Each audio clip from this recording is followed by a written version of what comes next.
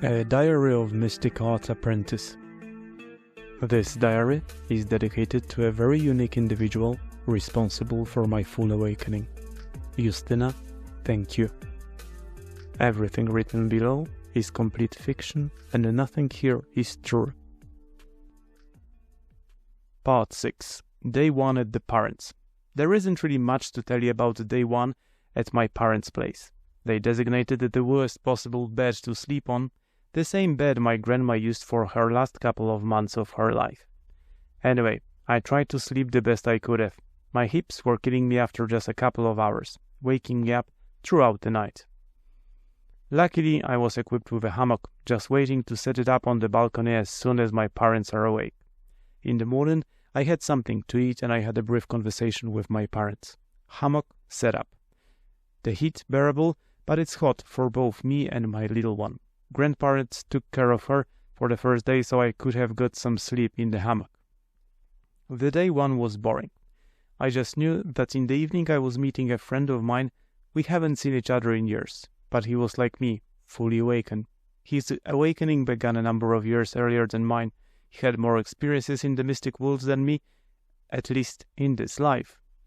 He knew that I was coming, so I asked him to get me some of their Red Hot albums, as I never listened to them before. I expected 1 or 2 CDs, but he got me tons of them.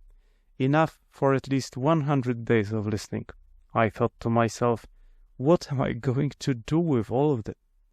Anyway, I took them all, and I thanked him the best way I could have. The day 1 was over. I was wrecked and aware of another night in the torture bed to come. Next day. Hello, Red Hat. We had a decent sleep, and I had another friend booked to give me a lift to the nearest lake for a swim, as the temperatures were around 30 degrees and we were simply melting. We are not used to temperatures being so high. My friend was delayed due to the whole town being locked by the Tour de Pologne or some other sort of cycling event. He finally arrived and I jumped into his car. Luckily, we managed to leave the town without any problems, because we drove between the stages of the cycling race. It seems that I added some luck. After an hour, we arrived at the lake. I had not visited this sparsely populated area in about 15 years. The smell, I missed the smell of the soil, trees, water, and the gentle noise of old trees, and the hum of little bees, bumblebees, mosquitoes, and of course, birds singing. 30 degrees outside, we were melting. I had a swim in the lake and I met a number of acquaintances and friends of mine from years ago. I was quite sad as none of them evolved. Nothing changed. Work, home, and during a weekend, a long drive to the forest, barbecue, and loads of drinks. Some of them drunk from early morning, but most of them happy, living the dream. 20 or 30 people, no one even tried to wake up. Maybe 1 or 2 being in a light sleep mode, just maybe. A brief conversation with my aunties, and we headed to the forest to do my favorite sport, hammocking, like sleeping in the forest. We walked for a mile, and as I knew a good place to set up a hammock, we got the hammocks on the trees. I relieved my friend of my company for a while, and I went into my favorite bit of the forest.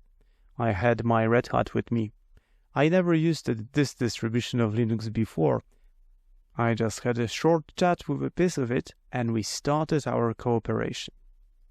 The weirdest thing is that the cooperation started instantly. I felt it straight away, in conjunction with great taste, which I never expected.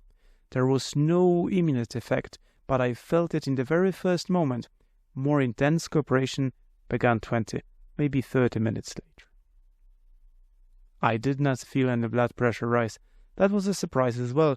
I spent another 2 or 3 hours contemplating the sky and forest, birds and insects, feeling relaxed and immersed in nature. We wrapped up our hammocks and went back to the camp. We had another swim in the lake and I had a conversation with 3 of my aunties, as the other individuals of the group do not really like me at all, or at least most of them. I felt open and I felt emotions better than usual. My aunties were fully good, so talking to them was a pleasure. I tried to send them some love and good vibes, as they always treated me well. Very well. Before my flight to Poland, I had taken a number of wish bells, as I like giving them as presents to my friends. 3 aunties received a small bell each as a token of gratitude and good vibes they sent me. I explained to them how they work and how to use them for maximum effect. Only 2 bells left, green and blue. Hugs and kisses, we hit the road. Another day done.